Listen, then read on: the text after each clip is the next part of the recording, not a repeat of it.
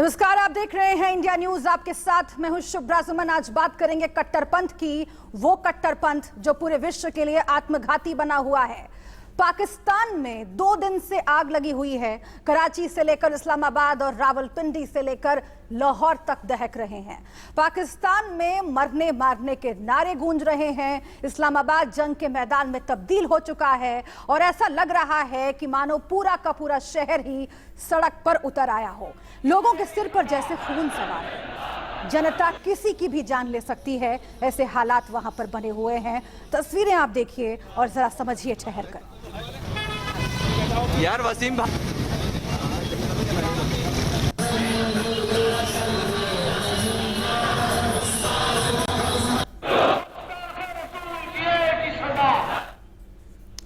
और यही वजह है कि इस्लामाबाद पुलिस के साथ साथ सेना को उतरना पड़ रहा है। भीड़ को काबू करने के लिए टीयर गैस के साथ साथ फायरिंग तक करनी पड़ी है। रावलपिंडी भी 2 दिन से जल रहा है। भीड़ रविवार रात से ही सड़कों पर उतर आई। कई बार पुलिस और पब्लिक में खूनी भिड़ंत हुई। एक मौलाना ने पूरे देश में धर्म के नाम पर आतंक मचा रखा है और ये आग फ्रांस में हुई घटना के बाद से।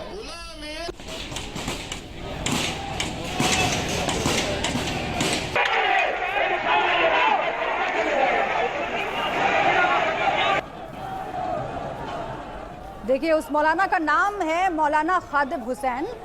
फ्रांस पर एटम बम से हमला करने की ये बात कर रहा है। इमरान खान ने इस पर चुप्पी साध रखी है। सबसे पहले आपको सुनवाते हैं कि कैसे पाकिस्तान में मौलाना खादिम जहर उगल रहा है। जेड़ा मौलवी कहता जज्बाती बातें नहीं, उन्होंने कहा जलिया तेन पता ही कोई नहीं जज्बात क्या चीज होती है। जज्बात ही तो होते हैं कि जनाब मुर्दे को जिंदा करके रखते हैं। आज फ्रांस तो चैलेंज कर रहा और 10 एटम बम क्यों रखा तुसी? और एटम बम बाहर कटो, बाहर कटो एटम बम नो। हाँ जी, और बाहर कटो एटम बम, ऐलान जिहाद करो और सारे मर जाइए। क़यामत वाले दिन हुजूर के सामने तो शर्मिंदगी नहीं होनी। और आइए अब आपको हम 2 तस्वीरें दिखाते हैं। भारत में भी पाकिस्तान जैसी आग भड़काने की कोशिश हुई थी। कांग्रेस विधायक आरिफ मसूद ने भोपाल में फ्रांस के खिलाफ प्रदर्शन करते हुए लोगों को उकसाया था, जिसके बाद एमपी में आरिफ मसूद समेत 2000 लोगों पर एफआईआर दर्ज की गई थी। कुछ ऐसा ही मुंबई में भी हुआ। 2 तस्वीरों के जरिए हम आपको बता रहे हैं। यहां भी यानी कि मुंबई में फ्रांस के खिलाफ प्रदर्शन किए गए थे और लोगों को उकसाने की कोशिशें की गई थी और किस तरह से हिंसा भड़की थी उसकी कुछ तस्वीरें गवाह हैं। आपके सामने है भोपाल और मुंबई की तस्वीरें। ये फ्रांस के राष्ट्रपति है, इसका पुतले को भी जलाया जा रहा है।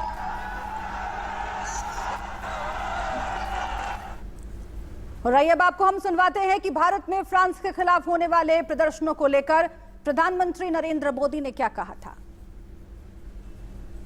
अनेक देशों में जो हालात बने हैं, जिस तरह कुछ लोग आतंकवाद के समर्थन में खुल करके सामने आ गए हैं, वो आज मानवता के लिए, विश्व के लिए, शांति के उपासकों के लिए एक वैश्विक चिंता का विषय बना हुआ है।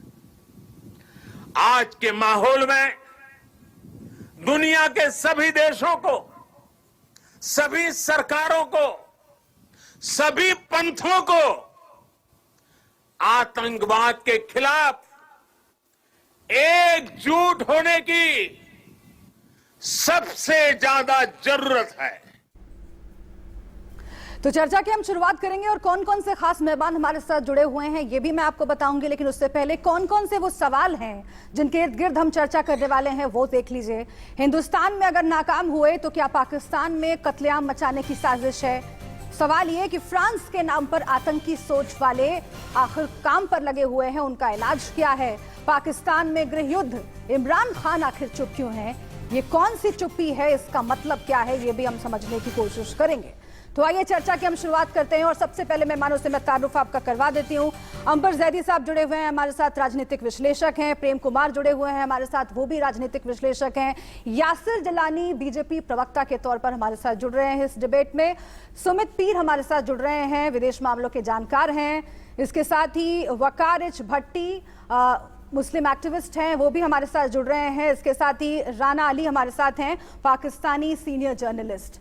आप सभी का बहुत बहुत स्वागत है और हम कोशिश करेंगे कि अगले 1 घंटे में एक सार्थक चर्चा हो और तर्कों के आधार पर चर्चा हो, बिना किसी शोर शराबे के। और इसलिए सबसे पहले मैं राना अली साहब आपके पास से आती हूं, क्योंकि आपके मुल्क की बात है और आपके मुल्क की सच्चाई फिर से एक बार पूरा विश्व देख रहा है। और देखिए, हिंदुस्तान जो है वो स्वामी विवेकानंद की परंपरा से आता है। विवेकानंद ये कहते थे कि हर चीज को, हर बात को तर्कों की कसौटी पर परखिए, चाहे वो धर्म ही आपको क्यों ना सिखाता हो, पहले उसे अपनी बुद्धि से सोचिए, उसके बाद उस पर यकीन कीजिए, तर्क वितर्क हमेशा कीजिए। लेकिन चूंकि यहां पर प्रधानमंत्रियों की बात हो रही है, अभी 2 दिन पहले ही हिंदुस्तान में स्वामी विवेकानंद की खूब चर्चा हो रही थी। जानते हैं क्यों? क्योंकि स्वामी विवेकानंद की मूर्ति को स्थापित करने के लिए, उसका उद्घाटन करने के लिए प्रधानमंत्री मोदी पहुंचे और उन्होंने उनके विचारों को आत्मसात करने की बात भी की और संदेश भी दी। लेकिन पाकिस्तान में जो हो रहा है उस पर हम चर्चा कर रहे हैं। मौलानाओं के सामने घिघी बन जाती है इमरान खान की, और हिंसा तक को वो गुरेज नहीं करते, हिंसा तक का विरोध नहीं करते। आखिर ये कैसी चुप्पी है? एक वरिष्ठ पत्रकार होने के नाते मैं आपसे जानना चाहती हूं कि क्या ये पाकिस्तान के लिए, पाकिस्तान की आवाम के लिए, आप लोगों के लिए मुनासिब है?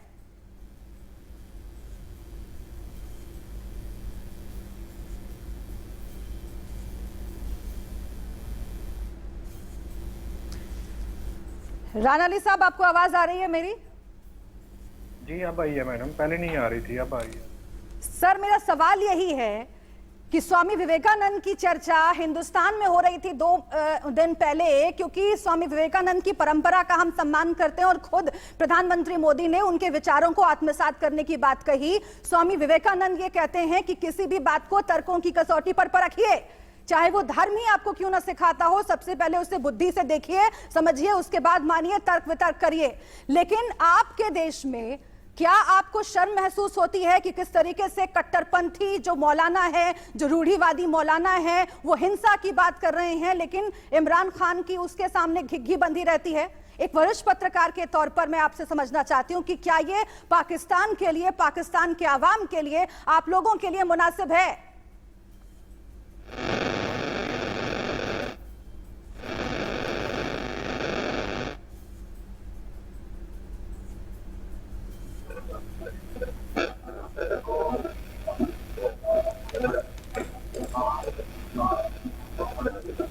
चलिए राणा अली, मैं आपके पास आऊंगी और इसी सवाल को लेकर आऊंगी, लेकिन चूंकि मैंने 2 बार दोहराया है इस सवाल को और इसका जवाब मिलना, इस पर बात होना बहुत जरूरी है। वकारिच भट्टी के पास मैं चलती हूँ। वकारिच भट्टी साहब, आप अपनी समझ के हिसाब से बताइए कि क्या जो बात मैं कह रही हूँ, क्या इस पर सोचना चाहिए?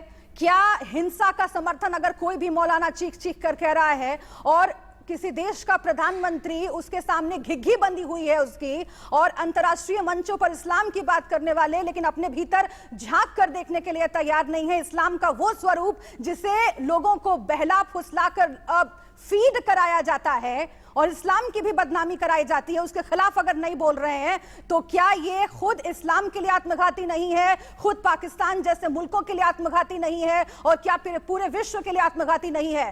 सर जी मैडम जी, जहां तक इस्लाम की बात है, इस्लाम को कोई ना नुकसान दे सका है ना दे सकेगा, क्योंकि इस्लाम के खिलाफ जितने लोग आज दिन आए हैं, चाहे वो इस्लाम को बदनाम करने वाले, चाहे वो टेररिज्म को इस्लाम के साथ जोड़ने वाले, इस्लाम के नाम पर अगर इंसानी जान ली जा रही है तो भी आप यही कहेंगे, अपने भीतर नहीं झांक के देखेंगे? मैडम जी सुनिए तो सही ना, पूरी बात सुनेंगे तो आपको भी समझ आएगी ना। इंसानी जान अगर ली जा रही है, सर आप चूंकि इस्लाम का गुणगान करने लगे, ना मैं इस मंच से हिंदू धर्म का गुणगान करने की इजाजत दूंगी, ना मैं इस्लाम का गुणगान करने की इजाजत दूंगी। एक बात आप मान लीजिए, ये कोई प्रवचन यहाँ पर नहीं चल रहा है, इसीलिए मैं पूछ रही हूँ आपसे कि क्या इंसानी जान लेने की गवाही क्या आपका दिल करता है? बोलिए सर। अब अगले 2 मिनट आपके हैं, आप बोलिए। अगले 2 मिनट आपके हैं, आप बोलिए। आपने चर्चा ही रखी है इस्लाम बोलिए के ऊपर, सर। तो मैं उसी के ऊपर बात करूंगा। जहां तक आपने बोला है कि इस्लाम के ऊपर इस्लाम को बदनाम कर रहा है, मैंने पहले ही बोला कि इस्लाम को कोई नहीं बदनाम कर सकता, चाहे वो इधर का हो चाहे उधर का हो। जिस तरीके के साथ लोग अगर इस्लाम में कुछ ऐसे होंगे जो कट्टरपंथ की बात करते हैं, जो मारने पीटने की बात करते हैं, वो हिंदुइज्म में भी है, वो क्रिश्चियनिज्म में भी है। हिंदुइज्म में भी गाय के ऊपर मुसलमानों को मारा जाता है। तो जहां अगर मैं बात करूं प्रॉफिट मोहम्मद सल्लल्लाहु अलैहि वसल्लम के शान में अगर कोई गुस्ताखी करता है दुनिया में, तो दुनिया का काम है, दिक्कत ये है सर, देखिए आपको रोकना पड़ेगा, देखिए आपको रोकना, दिक्कत ये है सर कि आप तो आईना दिखाने में बहुत आगे हैं। आईना हम लोग भी दिखाते हैं और आईना दिखा करके यहाँ पहुंचे, और इसीलिए मैंने सबसे पहले स्वामी विवेकानंद का उदाहरण दिया कि वो तर्क वितर्क की बात करते हैं, लेकिन जब आपको अपने भीतर झांकने की बारी आती है तो आप दूसरों को आईना दिखाने की कोशिश करते हैं। और ये जो आपने कहा कि छोटी मोटी बात, ये जो आपने कहा कि कुछ लोग, अब जो फ्रांस में हुआ और उसके बाद पूरे विश्व में हमने उसके ऊपर चर्चा देखी, अभी भी आप कहेंगे क्या कि छोटी मोटी बात है? मैडम क्या बात तो नहीं करने दे रहे, अगर आपने बात करनी है तो मैं चुप करके ही बैठ जाता हूं। कहिए ना सर, कहिए, पूरी बात तर्कों पर बात कीजिए ना, गुणगान मत कीजिए, तर्कों पर बात कीजिए। मुझे गुणगान करने की जरूरत नहीं है मैडम जी। मैं आपको आपको कहूंगा कि आप 1 घंटे के लिए प्रॉफिट मोहम्मद सल्लल्लाहु अलैहि वसल्लम की जिंदगी के बारे में पढ़ लेना। पहले कहा कि प्रवचन की जरूरत मुझे नहीं है, मुझे कौन से धर्म का प्रवचन सुनना है नहीं सुनना है वो आप मुझे नहीं बताएंगे सर। मैं आपकी इस बात को खारिज करती हूँ। मैं आपसे सिर्फ कह रही हूँ कि क्या इंसानी जान को लेना किसी धर्म में, क्या इंसानी जान को लेना अगर किसी धर्म के माध्यम से, मैं ये नहीं कह रही हूँ कि वो धर्म आपको सीख देता है, अगर उस धर्म को तोड़ मरोड़ कर पेश किया जा रहा है, एक बड़े तबके तक उसी स्वरूप को पहुंचाया जा रहा है, तो क्या इस्लामी जानकार होने के नाते आपका कर्तव्य नहीं बनता कि आप अपने भीतर झांक कर देखें और उसको, उस स्वरूप को सही तरीके से लोगों तक पहुंचाने की कोशिश करें? सर मैडम जी, मैं और मुझे वही कोई कहने किसी की तरह की कोशिश, सलाह मत दीजिएगा कि आप इनको सुन लीजिए उनको सुन लीजिए। मैडम जी तो आप मैं किताबों में दिलचस्पी रखती हूँ और वही पढ़ने में मेरी दिलचस्पी रहेगी आगे भी। जी बताइए। मैडम जी मैं भी किताब के बारे में बता रहा था, लेकिन आप दिलचस्पी अपनी धार्मिक किताब नहीं सर, धार्मिक किताब नहीं सर, हिस्ट्री पढ़िए जरा, हिस्ट्री पढ़िएगा ना, हिस्ट्री ज्योग्राफी सिविक्स पढ़िए सर। और नए हिंदुस्तान की बात कर रहे हैं इमरान खान, मैडम जी पाकिस्तान की बात कर रहे हैं, माफ कीजिए। हाँ बोलिए। नए पाकिस्तान हिंदुस्तान की बात कर रहे हैं, अच्छा है मैडम जी। पूरी वहाँ तो मोदी के नारे लग रहे हैं संसद में, क्या इसीलिए लग रहे हैं कि इमरान खान को नहीं दे पा रहे हैं? चलिए मैं आपके पास आऊंगी, आप गुणगान ज्यादा कर रहे हैं। अंबर जैदी साहब, मैं आ रही हूँ सर, मैं आ रही हूँ, एक सेकंड, बस एक सेकंड। अंबर जैदी से मैं ले लेती हूँ, अंबर जैदी से मैं रिएक्शन ले लेती हूँ, उसके बाद मैं आपके पास आऊंगी, चूंकि आपने शुरुआत में ही गुणगान। देखिए हम बहुत ऐसी डिबेट देख चुके हैं अंबर जैदी जी, जहां पर गुणगान बहुत किया जाता है। देखिए अगर गुणगान करने पर आएंगे तो हिंदू धर्म के लोग भी गुणगान करेंगे, इस्लाम के मानने वाले भी गुणगान करेंगे, लेकिन याद रखे जी, याद रख ले, वो किसी ने कोई, जैसे मैंने आपके ऊपर बात नहीं किया, क्या करेंगे इस्लाम के खिलाफ कोई भी इस्लाम के खिलाफ बकवास नहीं क्या करेंगे आप? पहली बात बता, क्या करेंगे आप? बिल्कुल धमकी दे रहे हैं? बिल्कुल मैं बता, बिल्कुल ये मानसिकता जाहिर हो रही है ना, आप बोलिए ना। अब हम आपको सुनवाएंगे। अब आप अपनी असली सोच पर आ गए, अब आप अपनी असली सोच पर आ गए हैं, इसलिए आप बोलिए।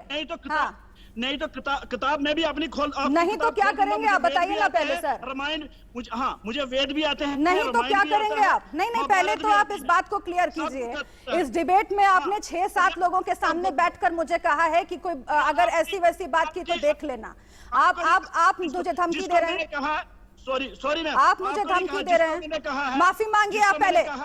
धमकी दे रहे हैं आप मुझे, धमकी तो मैं धमकी दे रहे हैं आप, मांगू आपसे, धमकी दे रहे हैं आप। अभी सॉरी बोला फिर वो कर रहे हैं। सर एक बात पे तो टिके हुए रहिए, अब आप चुप रहिएगा, अब आप चुप रहिएगा। आपने धमकी दी है मुझे, अब आप चुप रहिएगा। अंबर जैदी जी से मैं बात करूंगी। अंबर, हाँ ठीक है साहब, ठीक है, आपकी असली सोच सामने आ रही है, मैं बाद में आपके पास आऊंगी। अंबर जैदी जी, जैसे ही बात होती है धर्म की, वैसे ही इस तरह की धमकी देने की कोशिश की जाती है, और वो इस पैनल पे भी शुरुआत में ही साबित हो गया।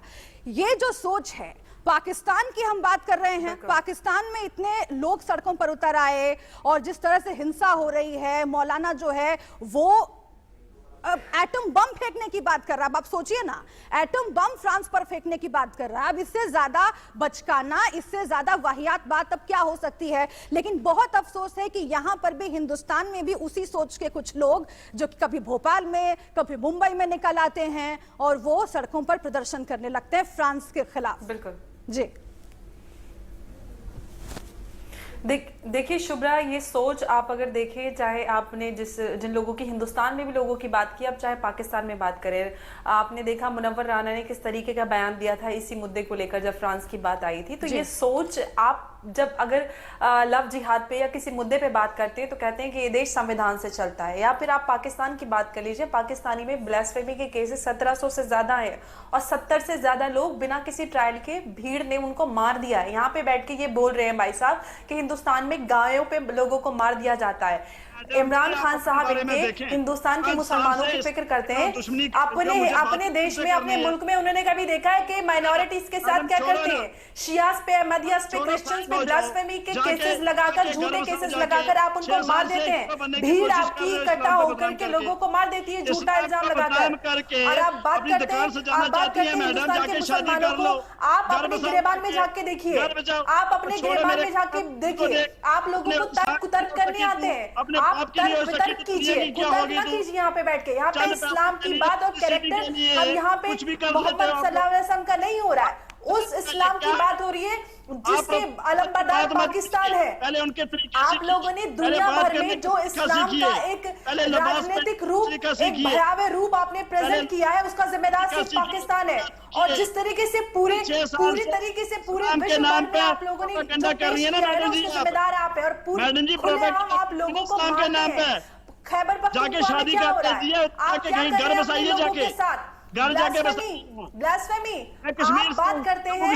चलिए ठीक है, मैं आऊंगी आप लोगों के पास वापस, मैं आऊंगी आप लोगों के पास वापस, लेकिन यासिर जिलानी का रुख करना बहुत जरूरी है। यासिर जिलानी, आप बीजेपी के प्रवक्ता हैं और जब भी बात होती है तब देखिए हिंदुस्तान के भीतर अगर कुछ ऐसी ताकतें हैं जो कि कट्टरपंथ को बढ़ावा देना चाहती हैं, अगर बात भोपाल की कर रहे हैं, मुंबई की कर रहे हैं, वहां पर कुछ पॉलिटिकल पार्टीज के भी नाम सामने आ जाते हैं, हमने अपने रिपोर्ट में दिखाई, जिम्मेदारी सरकार की बनती है।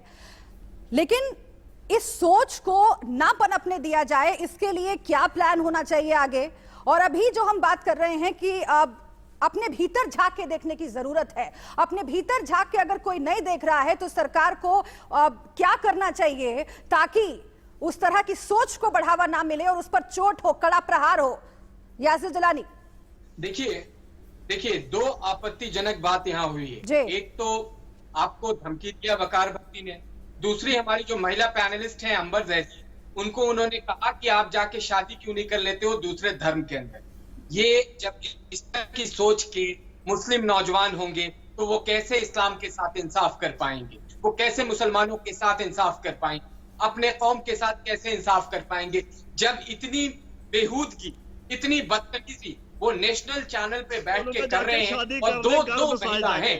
वकार शर्म आनी चाहिए, शर्म आनी चाहिए, इस तरह की बात करनी चाहिए। मुझे लग रहा था कि अगर मैं बोल रहा हूँ तो इनसे कहिए कि ये चुप रहे, तभी मैं डिबेट करूंगा। मेरी आदत नहीं है कि ये बीच में ये जब बोल रहे थे मैंने एक लफ्ज नहीं बोला। अब उनकी हंसी में उनकी जहालत झलक रही है। ये सोच जो है कश्मीर के नौजवानों को उग्र करने के लिए काफी है। ये सोच मुसलमानों को जो हिंदुस्तान के कोने कोने में रह रहे हैं, जो पढ़े लिखे नहीं है, उनके लिए वकार भट्टी जैसे लोग भड़काने का काम करते हैं। उनके जैसे लोग किसी भी मसले को, जिस मसले से इस्लाम का कोई लेना देना नहीं है, सड़कों पे लेके आ जाते हैं और हमारे अमन चैन शांति में खलल डालते हैं। हमारी जो सामाजिक व्यवस्था है, जो भारतीय संस्कृति है, जो भारतीय संस्कृति नहीं मालूम, भारतीय संस्कृति का जो जरा सुनवाइए वकार एच भट्टी को, ताकि मालूम चले कि किस तरह की भाषा का इस्तेमाल पहले उन्होंने महिलाओं के लिए किया, कैसे किस तरह की भाषा का इस्तेमाल आपने वकार एच भट्टी साहब, मुझे आपकी हंसी में ना बहुत जहालत झलक रही है। आप हंसकर अपनी जहालत को छुपाने की कोशिश कर रहे हैं, लेकिन अब देखिए सिर्फ आपका मुल्क ही नहीं, सिर्फ हिंदुस्तान ही नहीं बल्कि पूरा विश्व ये देख रहा है सर, पूरा विश्व देख रहा है और हंस रहा है। आपकी हंसी पर हंस रहा है सर पूरा विश्व। अब देखिए ना, फ्रांस के खिलाफ आप लोग खड़े हो गए, अच्छा आप हंसिए, आप हंसिए। राणा अली के पास मैं जाना चाहती हूँ। आपकी हंसी आपको मुबारक हो सर, आपकी हंसी पर तरस आती है, आपकी हंसी पर तरस आती है। एक सेकंड, मैं डिबेट को आगे बढ़ाती हूँ। महिलाओं के लिए इतनी खराब शब्दों का इस्तेमाल, अब अंबर जैदी के लिए इतनी खराब शब्दों का इस्तेमाल करने के बाद आप दांतें निपोर रहे हैं। मतलब ये जो है ना, ये जहालत की सीमा है और धीरे धीरे आपको समझ में भी आ रहा है, और समझ में आएगा आगे, क्योंकि आज फ्रांस और तमाम दूसरे मुल्क हिंदुस्तान समेत उस सोच के खिलाफ खड़े हैं और आगे ये कुनबा बढ़ता चला जाएगा, आपकी हंसी जो है ना वो पता चल जाएगा कि किस तरफ जा रही है। खैर, राणा अली साहब, राणा अली का मैं रुख करना चाहती हूँ, जिनसे शुरुआत में मैंने सवाल पूछा था लेकिन बात नहीं हो पाई थी। राणा अली जी, देखिए आप पाकिस्तान के जर्नलिस्ट हैं, इसीलिए मैं चाहती हूं कि पाकिस्तान की आवाम के लिहाज से और वहां की बेहतरी किस सोच में है, वहां की बेहतरी क्या विकास में है, दूसरे तरक्की पसंद कामों में है, ये आप समझते होंगे। इसीलिए मैं आपको बिना जज किए हुए ये सवाल पूछना चाहती हूँ कि कुछ समय पहले जब फ्रांस का मसला बहुत चल रहा था, उस वक्त प्रधानमंत्री नरेंद्र मोदी ने यह कहा था हिंदुस्तान के एक मंच से कि दुनिया के कुछ मुल्क हैं जो आतंकवाद को सपोर्ट कर रहे हैं, उनको यह समझना होगा कि ये किसी के लिए घातक नहीं है। देखिए, ये संदेश सिर्फ हिंदुस्तान के से नहीं जा रहा है बल्कि पूरे विश्व से जा रहा है। लेकिन आज भी इमरान खान की चुप्पी क्या आपको कचोटती नहीं है? एक तरफ मौलाना है जो हिंसा की बात कर रहे हैं, दूसरी तरफ आपके प्रधानमंत्री की चुप्पी क्या आपको कचोटती है पत्रकार होने के नाते?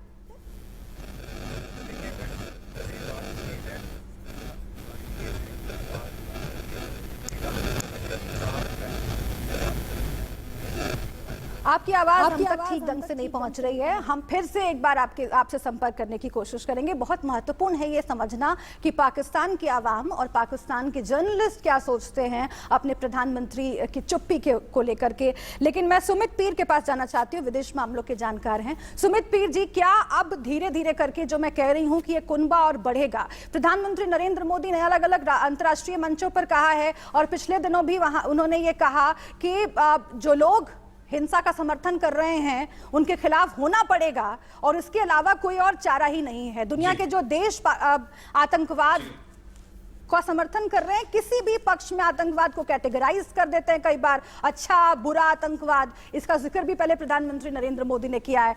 क्या अब इस पर बात होनी जरूरी है? और फ्रांस के साथ आज तमाम मुल्क खड़े हैं, क्या ये कुनबा धीरे धीरे बढ़ेगा?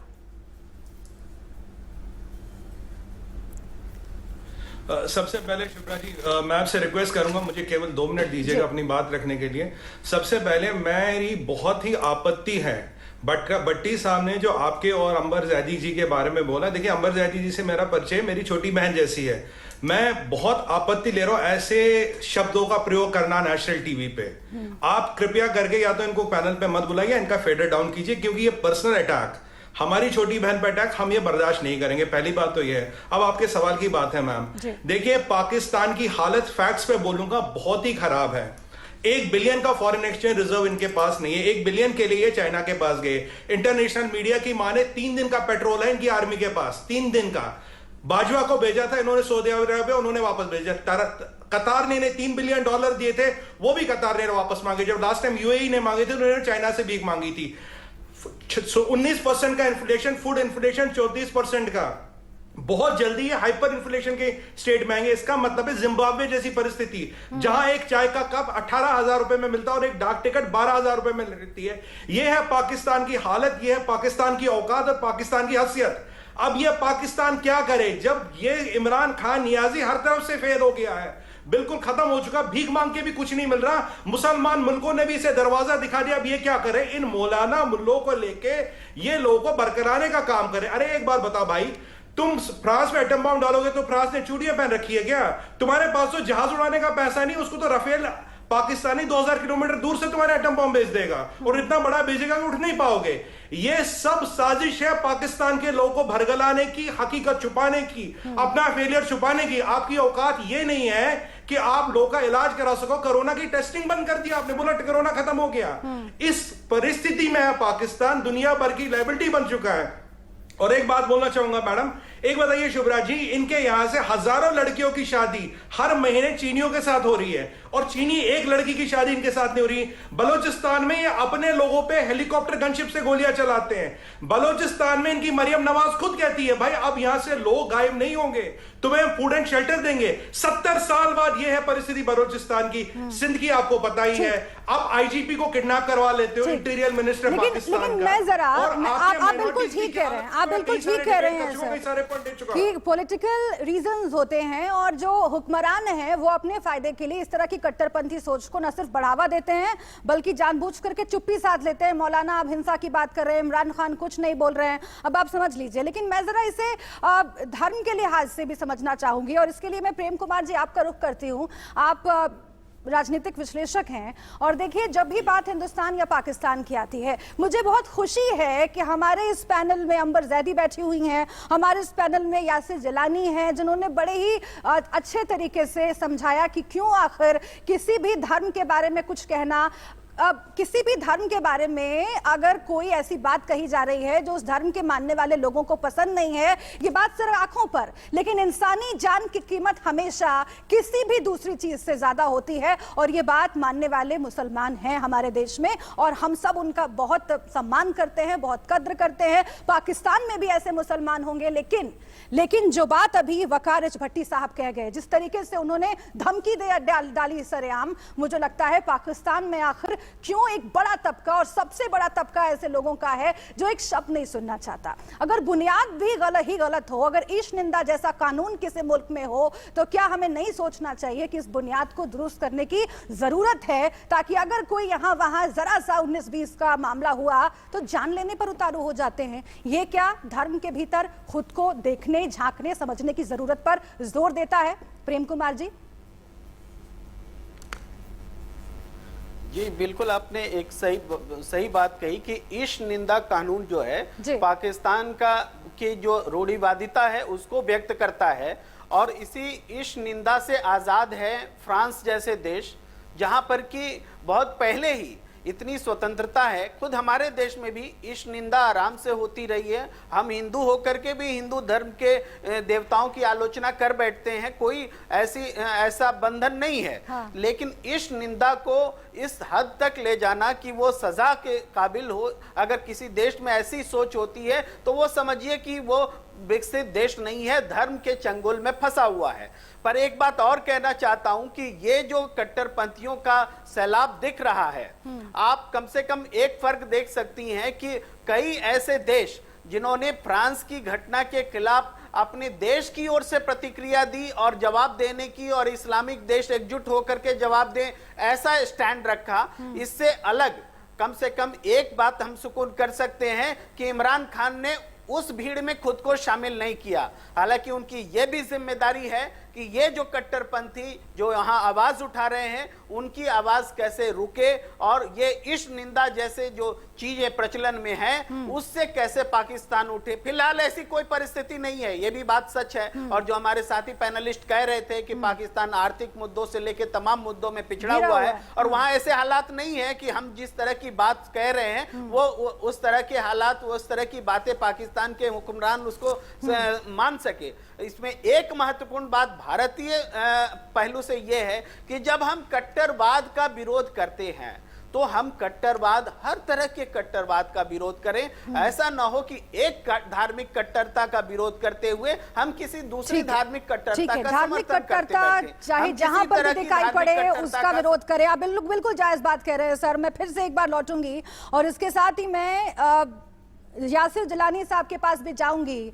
एक हेडलाइन का वक्त हो गया है, हेडलाइन जरा देख लेते हैं और उसके बाद जब मैं वापस आऊंगी तो चर्चा इस बात पर करेंगे कि आखिर हिंदुस्तान के भीतर, जैसा कि हम बात कर रहे हैं कि एक बड़ा तबका, सबसे बड़ा तबका प्रोग्रेसिव लोगों का है जो ये मानता है कि किसी भी धर्म में कट्टरपंथ हो उसका विरोध किया जाना चाहिए। फिर कहां से ये आरिफ मसूद जैसे लोग आ जाते हैं जो कि सरेआम लोगों को कट्टरपंथी सोच अपनाने के लिए और हिंसा करने के लिए भड़काते हैं। आपको मालूम है भोपाल में कई हजार लोग निकल आए और कांग्रेस के नेता आरिफ मसूद पर आरोप लगा कि उन्होंने लोगों को हिंसा करने के लिए भड़काया था। बाकायदा एफआईआर दर्ज हुई और आरिफ मसूद के कई साथी गिरफ्तार भी हुए। आखिर इस तरह की सोच के लोग जो है उन पर सरकार का क्या रवैया होना चाहिए, यासिर जिलानी साहब से मैं समझने की कोशिश करूंगी। हम इसी पर चर्चा कर रहे हैं, खास पैनल हमारे साथ जुड़ा हुआ है और मैं सीधे यासिर जिलानी साहब का रुख करना चाहती हूं। बीजेपी के प्रवक्ता हमारे साथ जुड़े हुए हैं। यासिर जिलानी साहब, एक बहुत अच्छी बात ब्रेक हेडलाइंस के पहले इस डिबेट में उठी कि पॉलिटिकल इंटरेस्ट की वजह से, सियासी फायदा उठाने के लिए पाकिस्तान में भी तमाम हुक्मरान हैं जो कट्टरपंथ को बढ़ावा दे रहे हैं, जो कट्टरपंथी मौलाना हैं, रूढ़िवादी मौलाना हैं, उनकी चाटुकारिता करते हैं, उनके खिलाफ चुप्पी साध जाते हैं, उनके खिलाफ घुटने टेक देते हैं उनके सामने। लेकिन अगर हिंदुस्तान में यहां भी सियासी फायदा उठाने के लिए किसी भी तरह के कट्टरपंथ को बढ़ावा दिया जा रहा है तो आखिर उसका सिला क्या होना चाहिए? और फिलहाल मैं बात भोपाल की कर रही हूं, बाकी और भी कई मसले हैं जिनका जिक्र हो सकता है, लेकिन फिलहाल भोपाल में कांग्रेस के नेता पर आरोप लगता है कि उन्होंने हिंसा को भड़काने के लिए लोगों को उकसाया। आखिर ये किस तरह की मानसिकता है? जो भोपाल के किले ने किया वो निंदनीय था, नहीं करना चाहिए, क्योंकि एक तो हमारे देश का कोई मामला नहीं था और फ्रांस के मामले में कांग्रेस क्यों राजनीति कर रही थी ये समझ से परे। और मैं आपको पाकिस्तान की कट्टरता की देखिए, जो धर्म के बुनियाद पे बना, उससे आप इंसाफ की कैसे कोई कामना कर सकती हैं, या उससे ये हम चाहत रखें कि वहाँ पे इंसानियत की बात हो, वहाँ पे भाईचारा समझना चाहूंगी कि आप धर्म की बुनियाद की बात कैसे कह रहे हैं और किस बिना पर कह रहे हैं। मैं जरा समझना चाहूंगी कि एक्सप्लेन करें आप जरा इसको, क्योंकि आप बता रहा हूँ। देखिए, आजादी से पहले जब मुल्क का बंटवारा हुआ तो मिस्टर जिन्ना उन्होंने धर्म को आधार बनाया था और हमारे मुल्क को टुकड़े में करके अपने एक ऐसे मुल्क को अलग कर दिया जिसमें हम में से कोई तसव्वुर नहीं कर सकता था, हमारे फोरफादर सोच नहीं सकते थे, जिन्होंने कभी पाकिस्तान की तरफ रुख नहीं किया। लेकिन वो भी पॉलिटिकल इंटरेस्ट में था, क्योंकि जिन्ना को लग रहा था कि अगर बटा नहीं भारत तो हमारा पॉलिटिकल जो इंटरेस्ट है, जो वो देश के सर्वोच्च स्थान पे पहुंचना चाहते थे, वो पहुंच नहीं सकते थे। लेकिन फायदा कुछ नहीं हुआ। फायदा इसलिए कुछ नहीं हुआ क्योंकि वहां पे अभी तक आजादी के इतने सालों के बीत जाने के बाद, 70-75 साल बीत जाने के बाद, वहां पे सही मायनों में लोकतंत्र की बहाली नहीं हुई है। हम कई दशकों से हम लोगों ने देखा है, कभी सेना वहां पे कू कर लेती है, सरकार वो चलाती है, फिर जो सरकार चलाते हैं वहां के जो लीडरान जो नाम भर के होते हैं वो या तो सेना के समर्थन से चलती है या आईएसआई जो पूरा का पूरा पाकिस्तान को कंट्रोल करता है। और ये जो मौलवी हजरात वहां पे बोलते हुए दिखाई देते हैं, जो नफरत की राजनीति करते हैं, जो नफरत की खेती करते हैं और नफरत की खेती को उगे हुए चीजों को ही बाजार में रखते हैं, ये वो लोग हैं जो धर्म को आधार बना के सीधे साधे भोले भाले मुसलमान नौजवानों को बहलाने में बहकाने में माहिर है। आपने बड़ी अच्छी बात छेड़ी, आपने बुनियाद की बड़ी अच्छी बात छेड़ी और मुझे लगता है कि अगर राना अली के पास हमारी आवाज जा रही हो, अगर राना अली हमारे साथ हो, वो नहीं है हमारे साथ, तो मैं वकारिच भट्टी के पास चलती हूँ और मैं इसको नहीं समझा पाएंगे। मैं चाहती हूँ कि बड़े सदे हुए शब्दों में मुल्क से मोहब्बत करते।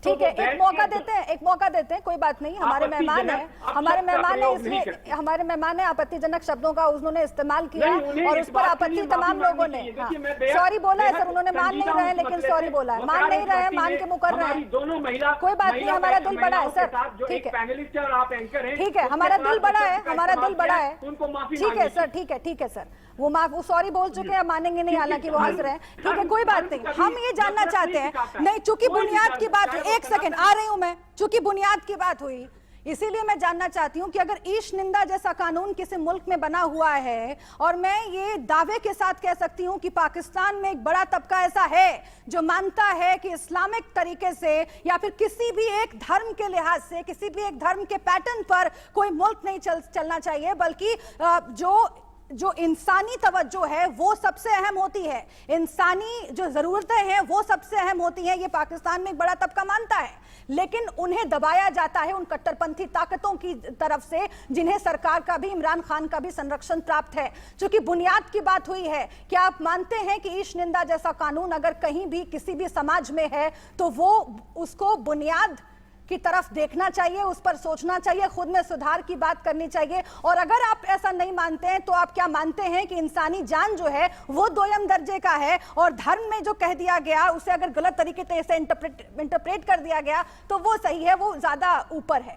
दोनों सवालों का जवाब दीजिए, और प्लीज संयम से जवाब दीजिएगा। मैं आपको फिर से मौका दे रही हूं बोलने का, हालांकि आपने बड़ी ऐसी आपत्तिजनक बातें की है। जी बोलिए सर। मैडम जी, मैं बड़े आराम से बोलूंगा, लेकिन आप भी थोड़ा क्या करेंगे, खामोश रहें, पूरी बात सुनो। बोलिए सर। जहां तक आपने बोला कि मैंने आपको धमकी दी, मैंने आपको धमकी नहीं दी थी। मैंने बोला था कि अगर जो कोई प्रॉफेट मोहम्मद या इस्लाम के ऊपर कोई इस तरीके का कमेंट्स करेगा तो वो ये देख ले कि मैं भी उसकी पोल खोल सकता हूँ, इतना बोला था मैंने, और कोई धमकी नहीं दी। दूसरी बात, जहां तक मैंने मैडम जी को सवाल किया था, जो आपकी प्रवक्ता है, इधर बैठी है मैडम जी, उनका नाम मैं नहीं लूंगा, काफी सालों से वो इस्लाम के खिलाफ नाम है उनका। चलो अब मुझे नाम पता है, मैं नाम ले नहीं रहा हूँ। अच्छा। वो काफी सालों से इस्लाम के अगेंस्ट बोल रही हैं, चाहे वो लव जिहाद की बात हो, चाहे वो ट्रिपल तलाक की बात हो। उन मैडम जी से मैं कहना चाहता हूँ, क्योंकि मैं पहली बार उनके सामने आया हूँ डिबेट पर, मुझे भी 2-4 साल हो गए, लेकिन ये पहली बार मेरे सामने आए और मैं चाहता था कि मैं इनको जवाब दूं। मैं जवाब ये दे रहा हूँ कि अगर उनको इस्लाम से प्रॉब्लम है, मुसलमानों से प्रॉब्लम है, इस्लाम से, दीन से दिक्कत है, तो वो जाके दूसरे मजहब से जहां भी अच्छा उनको लगे शादी कर सकती हैं। बस इतना बोला मैंने। अंबर जैदी जी को अब जवाब देने के लिए मुझे बुलाना पड़ेगा, क्योंकि फिर से आपने वैसे ही बात कर दी है जिसके बारे में आपको पहले टोका गया था। अंबर जैदी जी प्लीज जवाब दीजिए। देखिए शुभ्रा जी, मुझे इनकी बात का बिल्कुल बुरा नहीं लगा है, ना ही अफसोस हुआ है। ये अपनी तमीज और अपनी तरबियत का प्रदर्शन यहाँ पे कर रहे हैं। मैं क्या मानती हूँ, क्या नहीं मानती और किस धर्म से ताल्लुक रखती हूँ, ये मेरी अपनी चॉइस है। जबान बंद करके चुपचाप सुनिए, मैंने आपके बीच में नहीं बोला है। जाहिल आदमी बिल्कुल चुपचाप होकर मेरी बात सुनिए। आ रहा है समझ में? आ रहा है समझ में? अपनी हालत देख। जाहिल तू बदतमीज है, अपनी हालत देख। तू पाकिस्तानी भिखारी आ जाते हो यहाँ पे भीख मांगने के लिए, देश भर में, दुनिया भर में भीख मांगने के लिए आते हो तुम आतंकवादियों। दुनिया भर में तुम लोगों ने क्या मचाया हुआ है? आप आतंकवाद का समर्थन करते हो और यहाँ पे आके महिलाओं से बदतमीजी करते हो, गुंडागर्दी करते हो। आप लोगों ने पूरी दुनिया में नाक में दम किया हुआ है। इस्लाम के ऊपर मत बोलना। पाकिस्तान की क्या पोजीशन है पूरी दुनिया में? आप लोग नाक में दम किया हुआ है आपने। यहाँ पे आके सिर्फ आप महिलाओं से बदतमीजी कर सकते हैं, यही कर सकते हैं। और आप मुझ पे इल्जाम लगा रहे हैं कि मैं इस्लाम के खिलाफ बोलती हूँ। आप जैसे कट्टरपंथी गुंडे टेररिस्ट के खिलाफ बोलती हूँ, और मैं बोलती रहूंगी। आपको जो करना है वो कर लीजिए। पाकिस्तान की इतनी हैसियत नहीं कि मेरा बाल भी बांका कर जाए। आप पाकिस्तान में शिया, क्रिश्चियन, अहमदिया के खिलाफ जो करते हैं ना, ये हिंदुस्तान है। यहाँ पे ब्लास्फेमी नहीं होती। यहाँ पे आप जैसे कट्टरपंथियों का क्या हाल होता है ना, नहीं भूल सकता। ये पाकिस्तान नहीं भूल जाइए आप। जो हिमाकत यहाँ पे आप बैठ के कर रहे हैं ना, ये दोबारा आपकी हिम्मत नहीं होगी कि आप किसी महिला के खिलाफ इस तरीके की बात कीजिए। चुपचाप बैठ जाऊंगे। एक सेकंड। बहुत ही अफसोस मुझे हो रहा है, बहुत ही अफसोस मुझे हो रहा है कि वकारिज भट्टी इस पैनल में हैं और वो इस तरीके की भाषा का लगातार इस्तेमाल कर रहे हैं, और उनको इस बात का एहसास भी नहीं है कि वो कैसे अपनी जहालत और अपनी कम बुद्धि को यहाँ पर जाहिर कर रहे हैं। मैं आऊंगी आपके पास, रहने दीजिए आप सर, आप प्लीज रहने दीजिए, चुप रहिए एक सेकंड। मैं सुमित पीर के पास जाना चाहती हूँ, सुमित पीर के पास जाना चाहती हूँ। सुमित जी, सुमित पीर के पास मैं जाना चाहती हूँ एक बार। अच्छा, आप पूरा कीजिए यासिर जिलानी साहब। शुभ्रा जी, एक वकारिज भट्टी से मेरा छोटा सा सवाल है, फिर सुमित पीर के पास आप चले जी।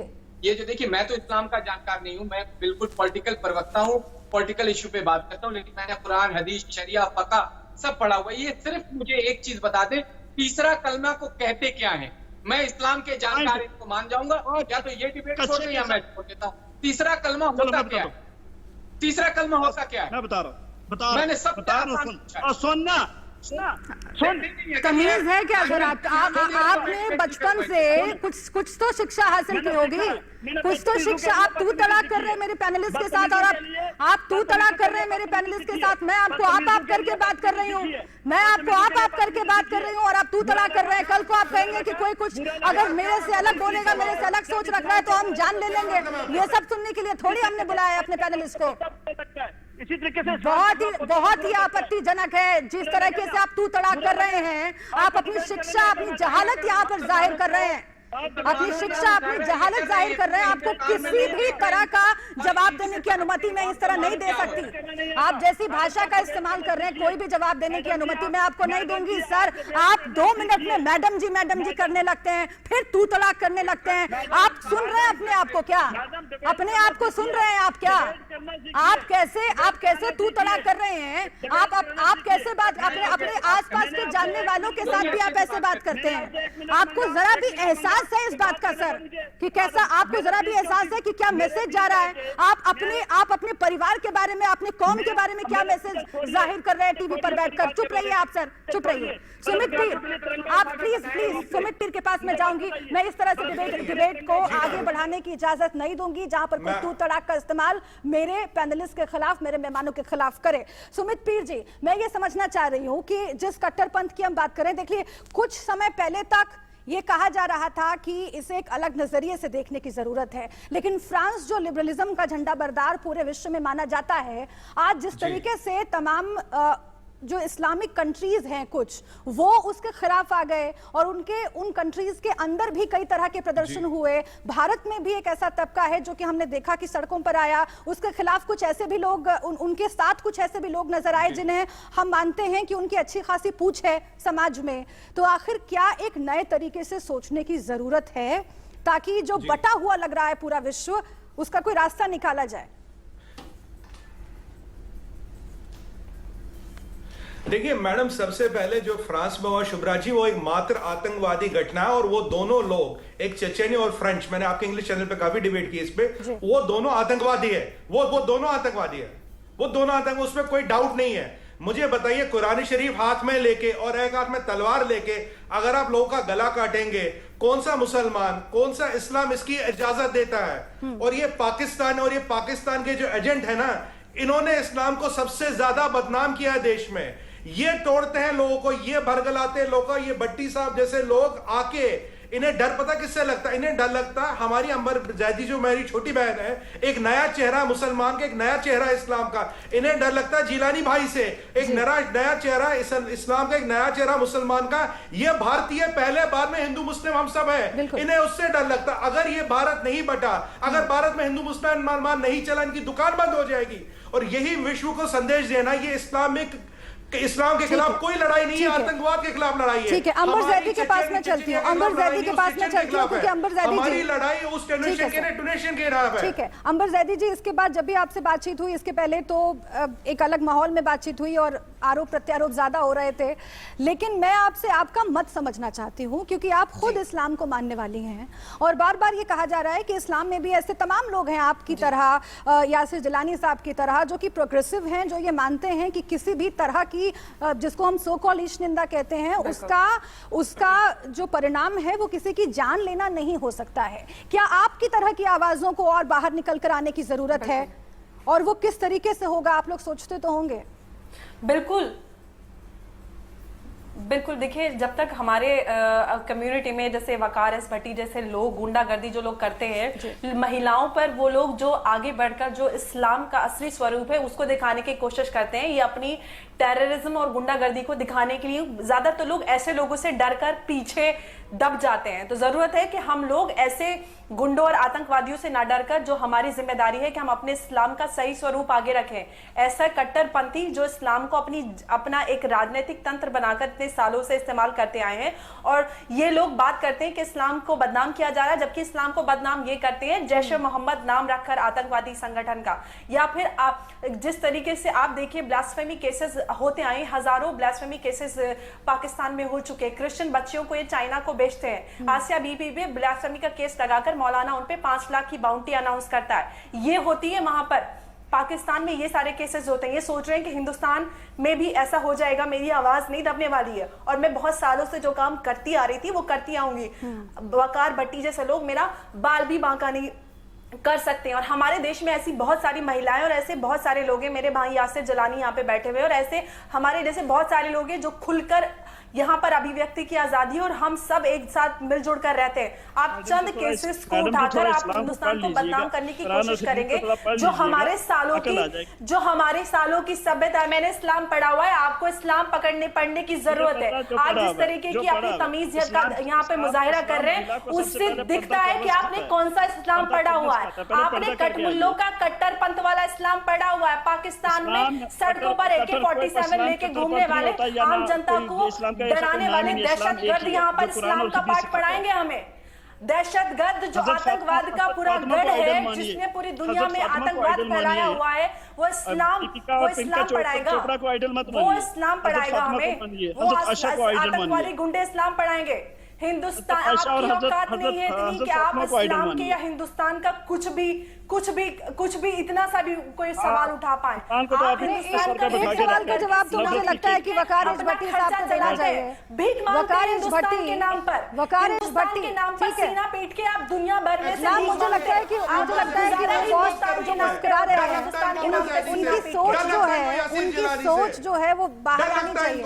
वकारिश भट्टी, क्या आप ये मानते हैं वकारिश भट्टी कि किसी भी तरह की अभिव्यक्ति का जो परिणाम है वो इंसानी जान लेना उसका परिणाम हो सकता है? क्या इंसानी जान किसी और भी अभिव्यक्ति से छोटी हो सकती है, आपको लगता है? मैं आपको एक बात बताना चाहता हूँ कि मैं कभी भी नहीं चाहता हूँ कि किसी की जान चले। मार दिया। हाँ, मैं बिल्कुल क्लियर तरीके से कह देना चाहता हूं कि कोई भी कत्ल करे किसी बेगुनाह इंसान का, कोई भी करे, चाहे वो किसी भी रिलीजन से हो, मैं उसकी कभी भी अच्छा, तो फ्रांस में जो हुआ वो सही हुआ या गलत हुआ? फ्रांस में जो हुआ वो सही हुआ या गलत हुआ? अरे इसे 2 दिन पहले पाकिस्तान का केस पूछ लीजिए, सुनिए ना, फ्रांस में जो हुआ वो सही हुआ या गलत हुआ? सरेआम एक नाबालिग लड़के ने एक टीचर की गला काट दिया। सुनिए ना, मेरे सवाल का जवाब तो दीजिए। आप बोल के निकल गए, इधर उधर से निकल गए, आपकी गलती हो तो किसी भी फ्रांस में हुआ, सुना तो सही ना, जो किसी भी गलती की सजा क्या जान लेना हो सकता है? जो जिस टीचर का गला काटा गया, उसकी अगर मैं मानूं उसका हत्यारा कोई है, तो फ्रांस का वो सन की प्रेसिडेंट है, वो सन की प्रेसिडेंट है, क्योंकि उस लड़के को आप डिफेंड कर रहे हैं, उस लड़के को आप डिफेंड कर रहे हैं। आप कह रहे हैं कि आप कह रहे हैं कि उसने जो किया वो सही था, आप कह रहे हैं कि उसने जो सरेआम गला काट दिया एक टीचर का उसने सही किया, आप उसको सपोर्ट कर रहे हैं। आप ही की जैसी मानसिकता के लोग होते हैं सर, जो अपनी कौम को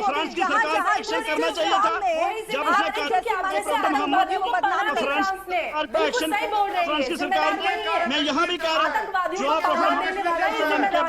गुस्ताखी करेगा, अगर सरकार पुलिस नहीं सुनेगी हमारी, तो हम वही करेंगे जो फ्रांस में हुआ। एक बार यासिर जलानी के पास जाना चाहती हूँ। डर लगता है शुभ्रा जी, देखिए क्या बोल रही है। वो मुझे मालूम है कि उन्हें डर लगता है, समर्थन कर रही है, हिंसा की बात करते हैं, जो डरपोक होते हैं वही बात करते हैं। लेकिन यासिर जलानी क्या इस देश में किसी को हक है जिस राजनीतिक हित साधने की बात हो रही है, हाँ, जो दुकान चलाने की बात हो रही है, क्या इस देश में किसी को हक है कि राजनीतिक दुकान चलाने के लिए लोगों की भावनाओं को भड़काइए और हिंसा करने के लिए किसी को